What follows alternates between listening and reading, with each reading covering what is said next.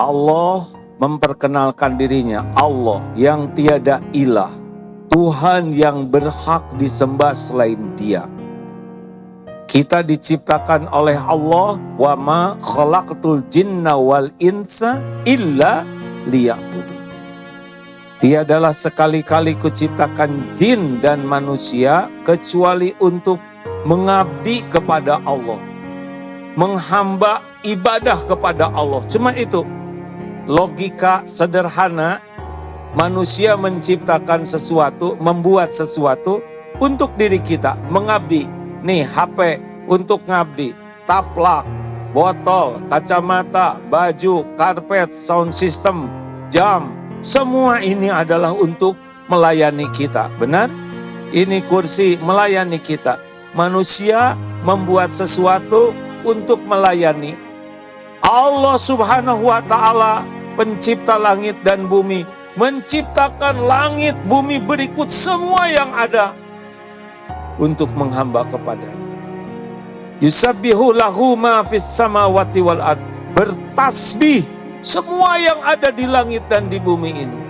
Kecuali dua. Siapa? Jin dan manusia diberikan kesempatan memilih. Fa'alhamaha fujuraha wa taqwaha. Diilhamkan mau jadi jelek, mau jadi baik, manusia dan jin. Makanya nanti balasannya beda dengan pohon dan binatang yang mereka tidak ada pilihan kecuali terus saja bertasbih. Malaikat tidak ada pilihan. Nah, kita makin menghamba kepada Allah, makin bahagia. Makin diurus oleh Allah semua keperluan kita. Wa may yattaqillaha yaj'al lahu makhrajan. Masalah-masalah kita, apapun jenis masalahnya, Allah Maha tahu, nanti Allah yang ngasih jalan keluar. Tidak ada satupun masalah yang kita hadapi kecuali Allah tahu dan terjadi juga dengan izin Allah. Jadi tidak ribet hidup ini. Bagi orang yang bertakwa pasti banyak masalah juga, tapi Allah akan membimbing kita. Jelas? Jadi jangan takut menghadapi hidup ini ya. Ada Allah yang menguasai segala-galanya. Asal kita benar-benar jadi hamba Allah. Kalau tidak jadi hamba Allah, hamba harta, hamba jabatan, hamba popularitas, hamba penampilan, hamba pujian orang, hamba syahwat, hamba amarah, hamba popularitas. Banyak yang orang hidupnya mengabdi kepada selain Allah. Apa sih ilah? Secara sederhana begini, yang dituhankan itu adalah yang mendominasi pikiran, hati, menjadi tujuan. Kita hidupnya mengabdi kepada sesuatu, selalu ada di hati, ingin selalu dekat, takut jauh darinya, mau berkorban apapun untuknya. Nah, nyaknya ini siapa? Kalau orang yang tauhidnya benar, nyaknya itu adalah Allah. Tapi lihat di Indonesia khususnya, ada yang menuhankan harta, benar? Menuhankan jabatan, kedudukan, popularitas. Ada yang menuhankan awet muda, ya. Ada tuh seorang yang saking ingin awet, mati-matian.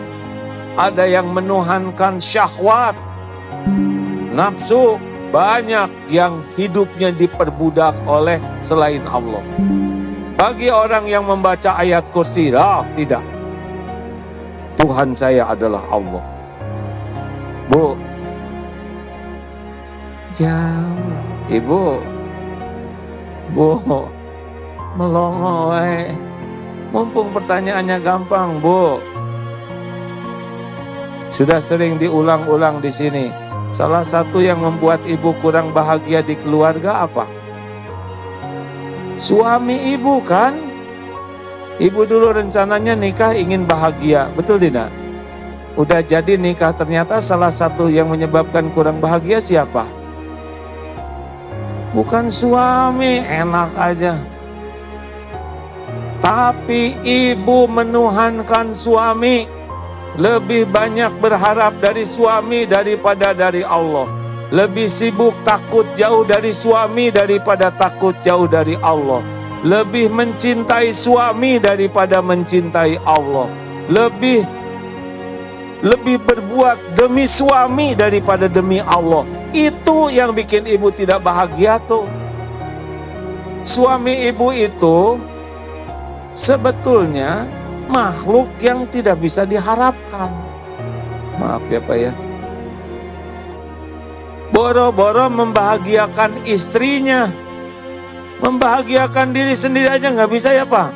Bapak udah lama kelihatannya di dunia. Jadi Bu, ibu menderita tuh karena 3 hal. Harap, takut, cinta kepada suami berlebihan. Makin bisa ditekan, makin bahagia. Gak usah banyak ngarap-ngarap dari suami. Suami ibu boro-boro ngelindungin ibu. Ibu digigit nyamuk juga. Apa sih itu nyamuk? Begitu aja. Ibu digigit anjing, kenapa nggak dijaga matanya? Susah. Makanya orang kurang bahagia bukan karena kekurangan dunia, tapi kekurangan keyakinan tauhidnya. Ayat kursi setiap dibaca, Tuhan saya Allah. Oh, saya dihina, gak ada masalah dihina. Apa masalahnya dihina? Apa masalahnya dihina? Gak ada masalah. Dihina, dicaci maki, difitnah, itu gak ada masalah sama sekali. Nabi Muhammad aja yang mulia dihina. Masa kita yang hina betulan, tidak ada yang menghina? Aneh. Mau tahu rahasianya supaya gak sakit hati dihina? Kalau mau, kalau tidak harus jelas hadirin. Jangan bikin emosi ya. Mau. Siapa yang menciptakan kita? Yang menghidupkan kita siapa? Yang ngasih rezeki siapa? Yang nutupin aib kita siapa? Yang bisa ngasih pahala siapa? Yang bisa mengampuni semua dosa kita siapa? Yang menurunkan sakinah siapa? Yang bisa ngasih husnul khotimah siapa? Yang punya sorga siapa?